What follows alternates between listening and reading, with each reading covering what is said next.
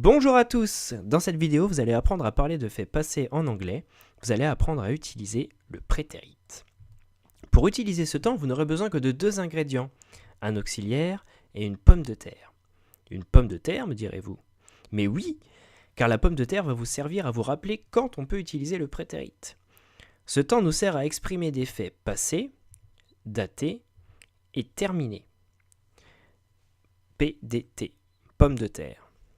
Exemple, vous savez maintenant que la bataille d'Hastings s'est déroulée toute la journée du 14 octobre 1066. Cet événement appartient au passé puisqu'il s'est produit il y a 950 ans. Il est aussi daté, et à moins d'avoir des soldats particulièrement vieux aujourd'hui, cette bataille est terminée. Il faut savoir qu'il y a deux grands types de verbes en anglais, les verbes réguliers et les verbes irréguliers. Les verbes réguliers prendront ed à la fin au prétérit, tandis que les verbes irréguliers changeront de forme au prétérit. Ou pas, ça dépend des verbes. Il faudra donc les connaître par cœur. Passons maintenant à la construction des phrases, en commençant par la forme affirmative.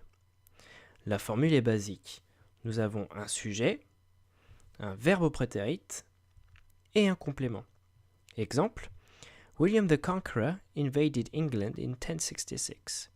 Regardez donc le verbe en rouge, il se termine par ed. Il s'agit donc d'un verbe régulier. Deuxième exemple, William the Conqueror became the new king of England. Ici, le verbe en rouge ne se termine pas par ed. C'est un verbe irrégulier. C'est la forme prétérit de become qui veut dire devenir.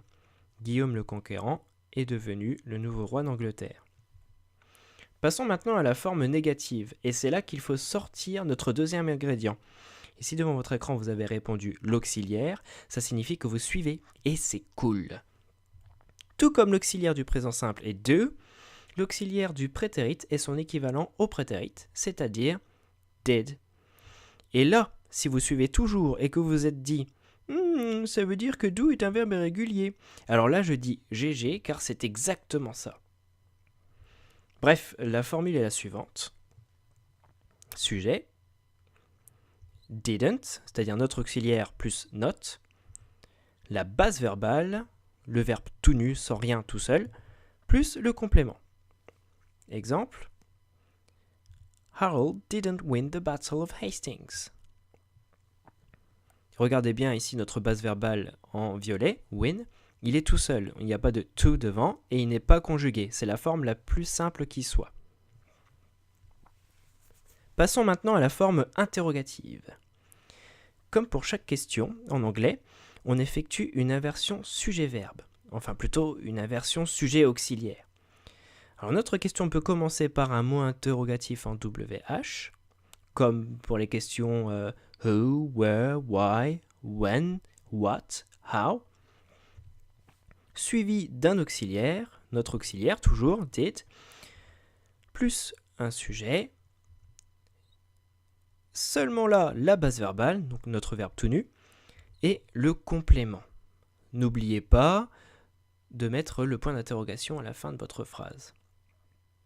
Exemple, Did Harold die in battle? Nous sommes dans le cas ici d'une question qui ne commence pas par un mot interrogatif en WH. Dans ce cas-là, vous commencez directement par l'auxiliaire. Deuxième exemple, What did William do after the Battle of Hastings? Qu'a fait Guillaume, enfin William, après la bataille d'Hastings?